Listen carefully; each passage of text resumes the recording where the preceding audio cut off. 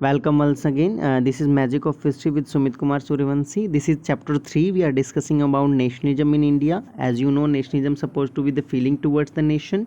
हम basically nationalism के बारे में बात कर रहे हैं और इस चैप्टर में हम ये समझने की कोशिश कर रहे हैं कि जो इंडियन नेशनलिज्म है वो कैसे एमर्ज हुआ था, कैसे डेवलप हुआ। अब तक जो है हमने वो डिस्कस कर लिया है वर्ल्ड वॉर की सिचुएशन के बाद, क्योंकि हम Indian nationalism Gandhian time period के बारे में पढ़ रहे हैं। तो इसमें हमने डिस्कस कर लिया कि कैसे वर्ल्ड वॉर के बाद जो हमारी सिचुएशन है बहुत ज़्यादा ख़राब हो चुकी थी, इकोनॉमिकल और पॉलिटिकल दोनों तरीके से हमारी सिचुएशन बहुत ख़राब हो रही थी। फिर हमने बेसिकली सत्याग्रह के आइडिया के बारे में पढ़ा कि the fight for if you are fighting for truth you don't suppose to create violence. फिर हमने गांधी जी ने 3 सत्याग्रह के जो इंडिया में मूवमेंट बेसिकली पार्टिसिपेट किए थे, चंपारण, खेड़ा, अहमदाबाद, उनके बारे में पढ़ा। उसके बाद में हमने एक राउलेट एक्ट के बारे में पढ़ा, ऐसा एक्ट जिसमें ब्रिटिश गवर्नमेंट ने विदाउट किसी ट्रायल के 2 ईयर की पनिशमेंट लागू कर दी थी अगर कोई भी ब्रिटिश गवर्नमेंट के खिलाफ किसी प्रकार का क्रिटिसिज्म करते हुए मिलेगा तो। उसके बारे में पढ़ा। फिर हमने उसी से रिलेटेड मार्शल लॉ के दौरान जो जलियांवाला बाग हत्याकांड हुआ उसके बारे में पढ़ा। फिर हमने ये पढ़ा कि गांधी जी ने एक मूवमेंट लॉन्च किया 1920 में जो नॉन कॉर्पोरेशन के नाम से जाना जाता था। हमने ये पढ़ा कि नॉन कॉर्पोरेशन 3 पार्ट में अलग अलग चला। शहर के लोगों ने उसको अलग तरीके से फेस किया, गांव के लोगों ने अलग तरीके से और ट्राइबल लोगों ने अलग तरीके से।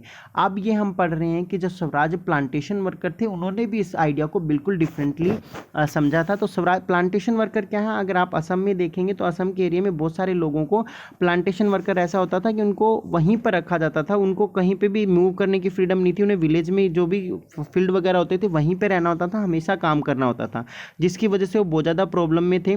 और उन्होंने जो ये मूवमेंट इसका लिया कि retain the link with the village from which they had come, कि ये मूवमेंट क्या है कि इन्हें वापस अपने घर जा सकते हैं। तो उन्होंने घर की तरफ माइग्रेशन करना फिर से स्टार्ट कर दिया। प्रॉब्लम क्या हुई कि एक्ट जो था 1859 जिसके अकॉर्डिंग वो लोग यहाँ काम करने के लिए आए थे, उस एक्ट के अकॉर्डिंग वो अपना जो लैंड था उसको छोड़ के जा नहीं सकते थे। पर जो 1000 ऑफ वर्कर थे दे define the authority left the plantation and had define लिख दिया है मैंने, डिनाइड आएगा यहाँ पर कि अथॉरिटी को डिनाइड कर दिया ब्रिटिश गवर्नमेंट की और वो वहाँ से चले गए। अब गांधी राज means had in the own village, कि उनका कहना था कि गांधी का राज आ गया, अब सबको अपने अपने विलेज में जाना चाहिए, सबको अपनी अपनी लैंड मिलेगी और उसके ऊपर वो काम कर सकते हैं। पर ब्रिटिश गवर्नमेंट ने उनको पकड़ा और बहुत बुरी तरीके से मारा, caught by the police and brutally beaten, बहुत बुरी तरह से मारा गया और वापस से उन्हें फोर्स किया गया उन लैंड्स पे काम करने के लिए। Interpretation of Swaraj in own way, अपने तरीके से उन्होंने इंटरप्रिटेशन की थी। Imagination of that old suffering will and trouble and स्वतंत्र भारत की, अब जो उनकी सारी सफरिंग है वो पूरी खत्म हो जाएगी और अब एक स्वतंत्र भारत में उन्हें जीने का मौका मिलेगा। तो कहीं ना कहीं उन्होंने इस आइडिया को ज़्यादा से ज़्यादा वो किया। सो प्लांटेशन वर्कर की अलग ही थीम थी कि वो जो प्लांटेशन वर्कर थे जो असम में काम कर रहे थे उनको फोर्सफुली वहाँ रखा जाता था, वर्स्ट कंडीशन में रखा जाता था, खाना पीना नहीं दिया जाता था, सारा दिन काम करवाया जाता था। तो उन्होंने नॉन कॉर्पोरेशन का आइडिया लिया कि गांधी जी का राज आ चुका है, भारत स्वतंत्र हो चुका है, हमें अपने गाँव की तरफ चले जाना चाहिए और वहाँ जाके हमें अपनी लैंड मिलेगी और वहाँ हम काम करेंगे। तो उन्होंने जैसे ही वहाँ से निकलना स्टार्ट किया ब्रिटिश गवर्नमेंट ने उनको पकड़ा और बहुत बुरी तरह से मारा और वापस से फोर्स किया फील्ड्स पे काम करने के लिए। सेकंड जो है हमारा basically toward the civil disobedience movement, कि अब सिविल डिसोबेड मूवमेंट की तरफ क्या जाएंगे। सिविल डिसोबेड मूवमेंट से पहले मैं ये बता दूं कि चोरा चोरी का इंसिडेंट क्या है, कि 1922 में क्या हुआ। बेसिकली ये इंसिडेंट दिख रहा है आपको, पुलिस सामने खड़ी है और इसको जलाने की कोशिश कर रहे हैं लोग। तो ये चोरा चोरी का इंसिडेंट है। ये इंसिडेंट कब हुआ, 1922 में एक पीसफुल प्रोटेस्ट चल रहा था गोरखपुर में चोरा चोरी में, उस पर पुलिस ने लाठीचार्ज कर दिया और गुस्से में आई भीड़ ने पुलिस स्टेशन में आग लगा दी, जिसमें 27 पुलिस ऑफिसर जो थे उनकी डेथ हो गई। और गांधी जी ने इसी की वजह से जो है आपका नॉन कॉर्पोरेशन वापस बुला लिया था, क्योंकि उनको ये लगा कि अगर वायलेंस हो गई है तो ये मूवमेंट ठीक नहीं है। उसके बाद बहुत सारे लोग गांधी जी से नाराज़ हुए क्योंकि उनका मानना था कि गांधी जी को ये मूवमेंट इस वक्त वापस नहीं बुलाना चाहिए था। और फिर कुछ जो यंगस्टर थे, अदर लोग थे, उन्होंने आइडिया प्रेजेंट किया कि असेंबली में 1919 का जो एक्ट है राउलेट एक्ट के अलावा वो उस एक्ट ने ये पावर भी दी थी, मैंने आपको बताया था कि पार्लियामेंट में इलेक्शन में पार्टिसिपेट कर सकते थे इंडियन। तो उन्होंने कहा कि हम पार्टिसिपेट करते हैं और ब्रिटिश पॉलिसीज़ को इनसाइड द काउंसिल मतलब अंदर जाके चेंज करेंगे। उसमें उसको फॉलो करने वाले थे CR Das and Motilal Nehru, जिन्होंने एक पार्टी फॉर्म की जो स्वराज पार्टी के नाम से जानी गई और स्वराज पार्टी ने इलेक्शन में पार्टिसिपेट किया। Idea of more radical mass aggression, Jawaharlal Nehru, Subhash Chandra Chandra Bose और जवाहरलाल नेहरू का जबकि मानना था कि और ज़्यादा एग्रेशन से और ज़्यादा प्रोटेस्ट वगैरह करके ब्रिटिश गवर्नमेंट को हमारे आगे झुकने के लिए मजबूर करना चाहिए। तो ये सारे आपके चेंज हुए थे 19 से 20 में। अदर चेंज क्या हुए, इकोनॉमिकल डिप्रेशन आ रहा था इस वक्त वर्ल्ड लेवल पे, ये आप अच्छे से भी पढ़ोगे जब हम मेकिंग द ग्लोबल वर्ल्ड के बारे में डिस्कस करेंगे, तो there will be a topic related to economical depression. अभी जानने की जरूरत नहीं है। इकोनॉमिकल डिप्रेशन में आप इतना समझ लीजिए कि पूरे वर्ल्ड में जो है इकोनॉमिक कोलैप्स हो रही थी, एग्रीकल्चर के जो प्राइस हैं वो बहुत ज़्यादा गिरने लगे थे, एक्सपोर्ट जो है वो डिक्लाइन कर गया था, जो हार्वेस्ट थी उसको सेल करने में बहुत प्रॉब्लम हो रही थी, और ये सब प्रॉब्लम की वजह से रेवेन्यू भी नहीं पे कर पा रहे थे। क्योंकि जब सोचिए जब चीज़ें एग्रीकल्चर के प्राइस गिरेंगे, एक्सपोर्ट होगा ही नहीं, चीज़ें बिकेंगी नहीं, तो रेवेन्यू कैसे पे होगा। तो ये सारी प्रॉब्लम उस टाइम पीरियड में लोगों को हो रही थी। तो उसके बाद एक और इशू था 1928 का, जो साइमन कमीशन है, जिसको भी बहुत बार पूछ लिया जाता है। ब्रिटेन में ट्रॉय गवर्नमेंट थी जिन्होंने एक सर जॉन साइमन कमीशन के नाम से एक मिशन बनाया था, जिसका आइडिया क्या था कि जो एक्ट आया था 1919 में उसको चेक करना था कि उसके अकॉर्डिंग जो रिफॉर्म इंडिया को सजेस्ट किए गए थे वो हो रहे हैं या नहीं हो रहे। बट प्रॉब्लम क्या थी कि इसके अंदर सारे के सारे ब्रिटिश मेंबर थे, कोई भी इंडियन नहीं था, इसीलिए इंडियंस ने इसको एक्सेप्ट नहीं किया। Not acceptable for the Indian crowd ने इसको एक्सेप्ट नहीं किया। 1929 में जब ये आया इंडिया में, तो इंडिया में हर जगह पे साइमन गो बैक साइमन के फ्लैग्स दिखाए गए एंड प्रोटेस्ट किया गया।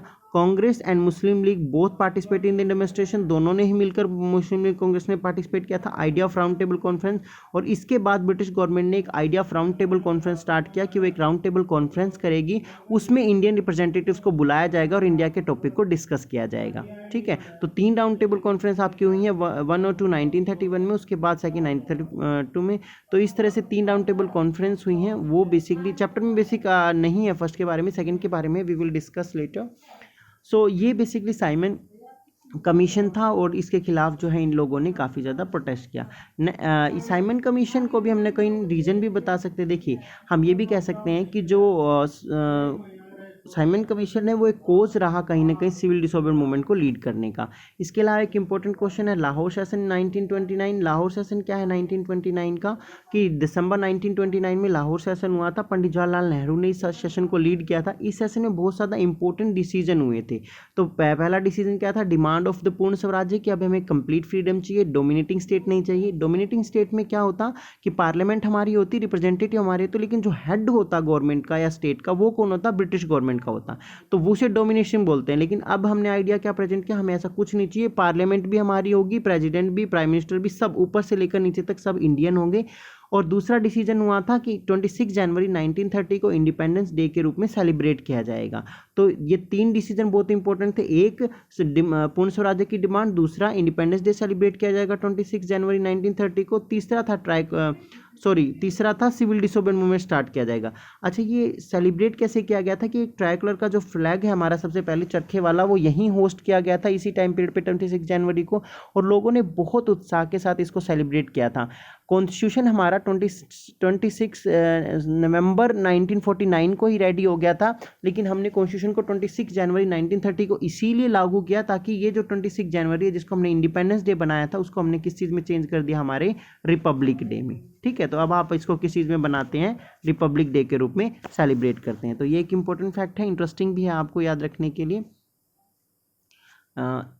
Just wait a minute. उसके बाद जो है हमारा कि नेक्स्ट क्या है कि लाहौर सेशन के बाद सिविल डिसोबेडिएंट मूवमेंट को स्टार्ट कर लिया गया। लेकिन सिविल डिसोबेडिएंट मूवमेंट स्टार्ट कैसे हुआ कि गांधी जी ने सॉल्ट को एक सिंबल चूज किया। सॉल्ट को सिंबल किस लिए चूज किया, क्योंकि यूनिटी का माना कि इंडिया में ही प्रोड्यूस होता था सॉल्ट।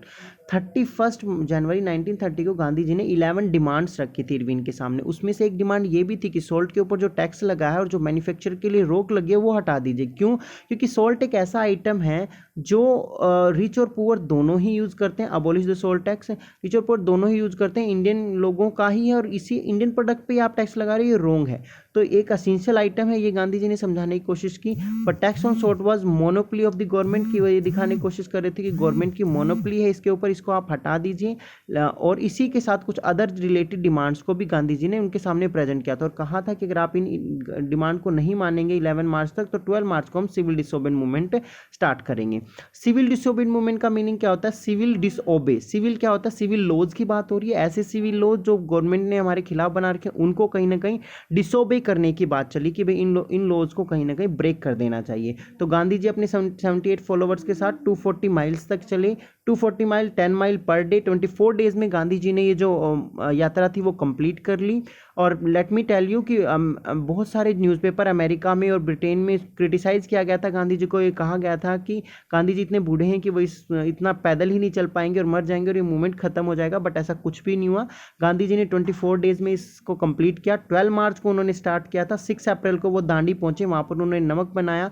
इस बीच में गांधी जी जब भी जहाँ पर भी रुके वहाँ पर लोगों को बहुत ज़्यादा मोटिवेट किया, सत्याग्रह के बारे में समझाया, जिसकी वजह से नॉन कॉर्पोरेट सिविल डिसोबेडिएंट मूवमेंट बहुत सारी फीमेल्स ने भी पार्टिसिपेट किया। Explain the idea of Swaraj on the way of Dandi, कि चलते चलते दांडी की तरफ उन्होंने बहुत ज़्यादा स्वराज के आइडिया को भी बताया।